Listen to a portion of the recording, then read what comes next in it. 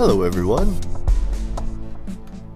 In this video I'm going to show something that I've recently discovered, like pretty much just now. And this is the old method of defending against spider zombies. Now this creates a problem if you're digging a pit tower, because that makes you dig an extra 2 blocks, one for each side, if you're digging a giant falling pit. And also, these iron bars, they are quite expensive now. They'll cost you 100 iron and 20 clay each. So, if you noticed in my previous video, my pit is only 2 blocks wide. And I'm going to be honest with you, that was kind of a mistake because I really forgot about the spider zombies. However, I did come up with a solution. Now this here doesn't really look like it would defend against spider zombies, but it will. Let me prove it to you. So I think about 8 is the maximum we'll ever get. So let's do 8. 1, 2, 3, 4, 5, 6, 7, 8. That's a lot of spider zombies.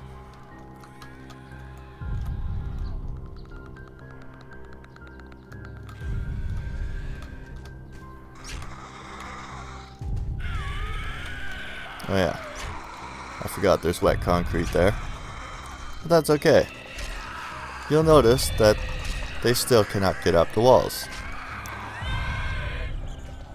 So this allows for a much more compact base design without ever using a single iron bar.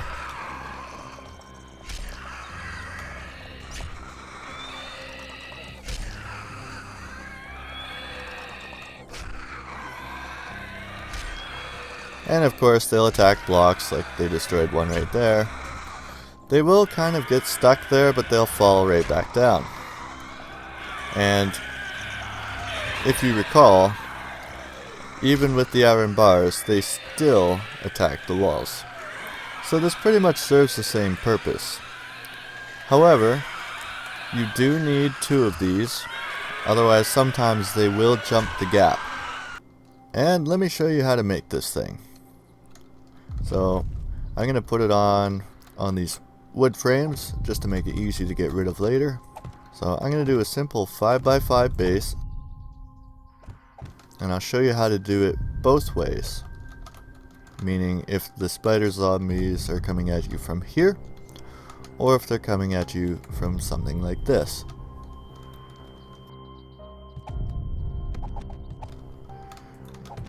And we're going to have a 2 block wide pit.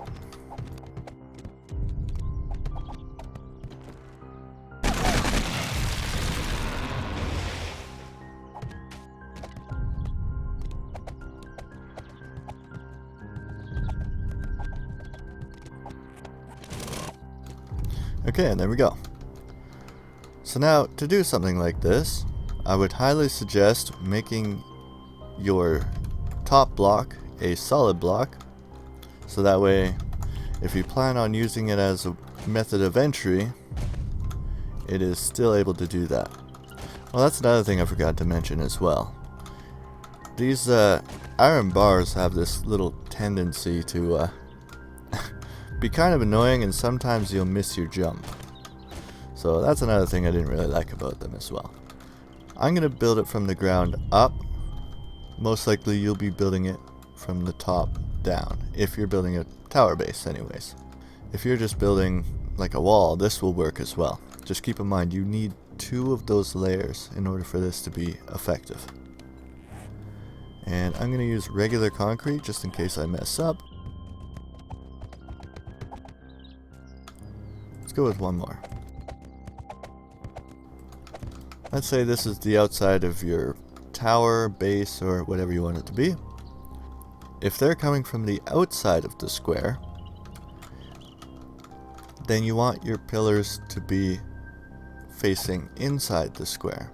You don't necessarily need these, but they will serve as a support block if you have a wall going all the way down. So that's how that would look. The next step, or it could be the first step as well, depending on how you want to build it, is the plate blocks. And you can find all of these here.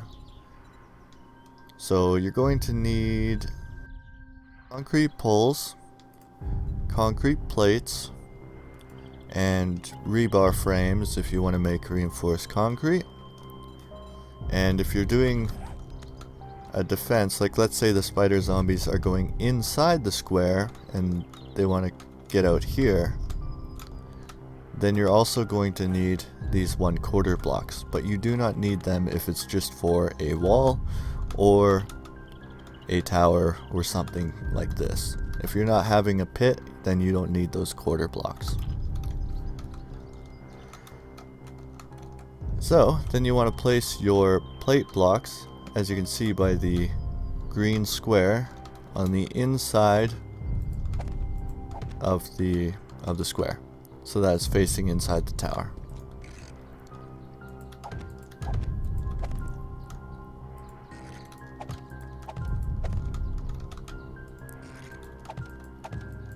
Like so.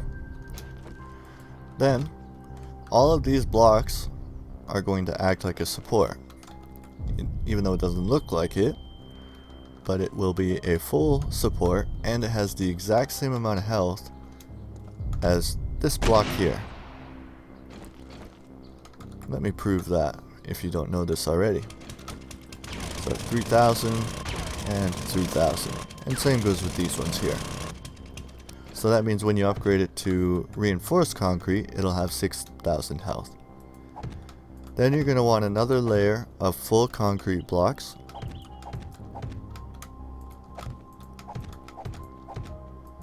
Make sure to get one on that corner there. And this time I'm going to do the plates first. So the inside.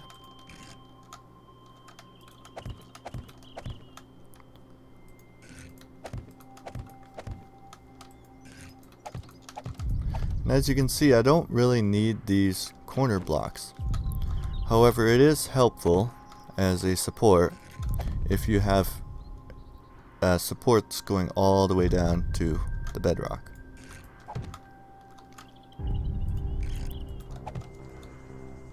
And then finally, your top layer.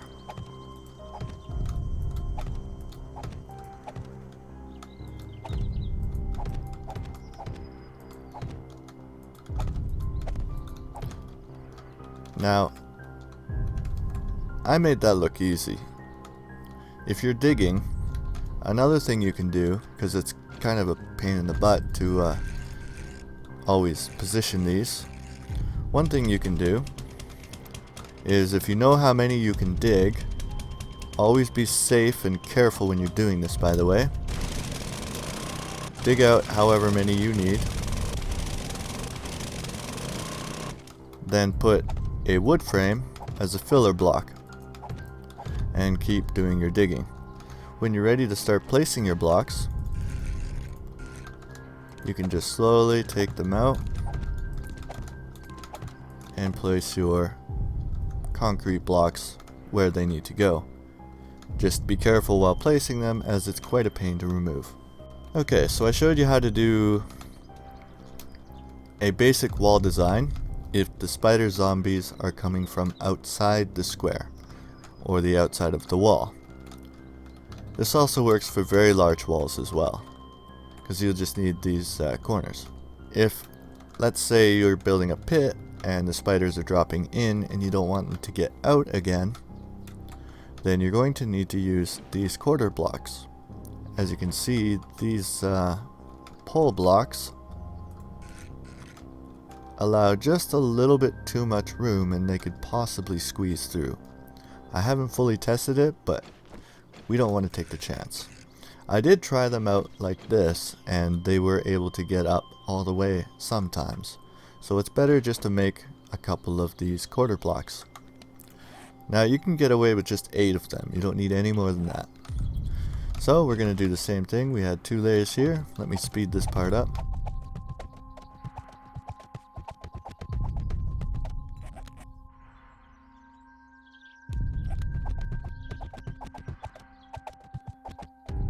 See, and that's why I chose concrete.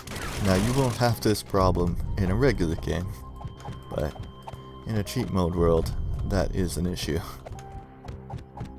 Because if you misplace a rebar frame, well, you can just pick it back up. However, be very careful with these blocks here, because you will have to mine them out. Okay, so now for this one, it follows the same format with one slight difference. And I'll show that with the quarter blocks first. You're going to want to position them so that they are on the outside, because we want the spider zombies to get stuck in here and then fall back out here. So that's why we want to place it like this.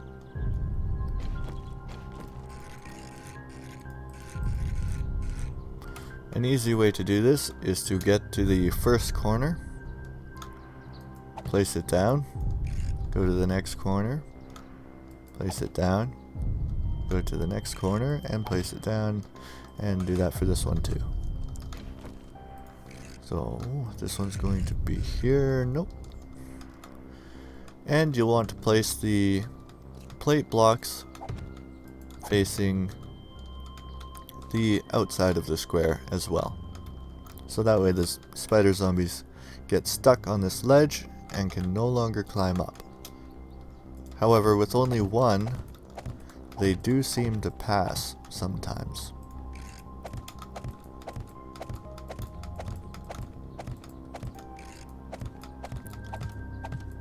Now, if you're digging a pit and you're doing it like this, I find it easier, depending on how big your walls are going to be, to place your corner blocks first.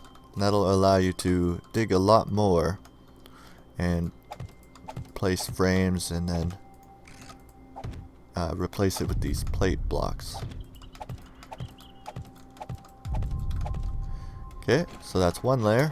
So now we put full concrete blocks, and you'll notice that there's some gaps here, and you could use it as a little target practice area if you want. However, it is not required.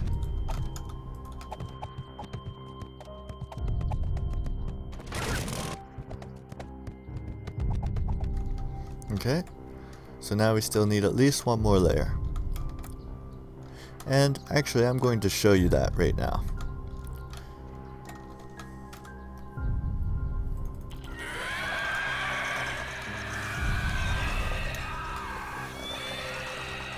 So it looks almost like it will stop them. However, I think when they get stuck on another one's head, I think they push them up. And that's how they get by sometimes.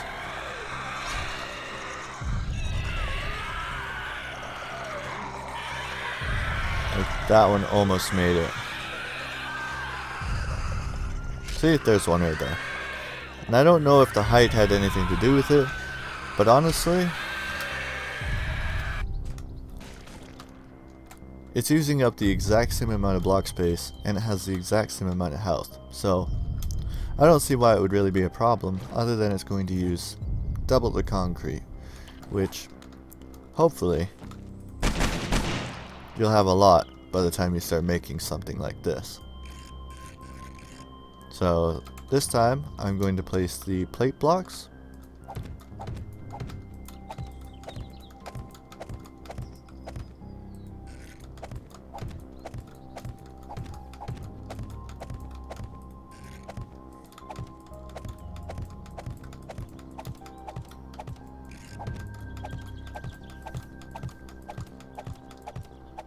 There we go. And then the corner blocks.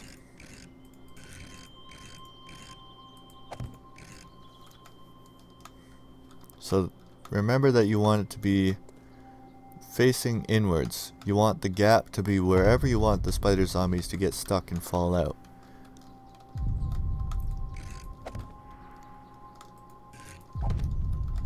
And then finally,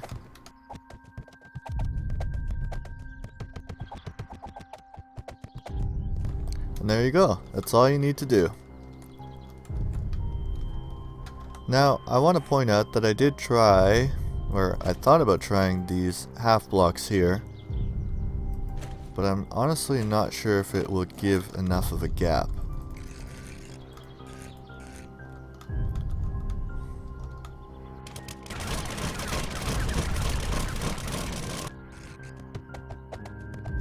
Well, let's give it a try, shall we?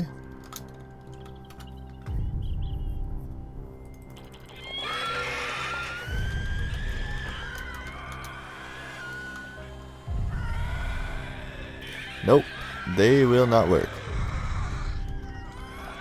As you can see, they're making it up to the top rung here. So, do not try half blocks. They will not work. And I did try out the concrete wedge tips, and I'll show you why. Because they have an angle to them, and I thought maybe it would provide a little bit less room.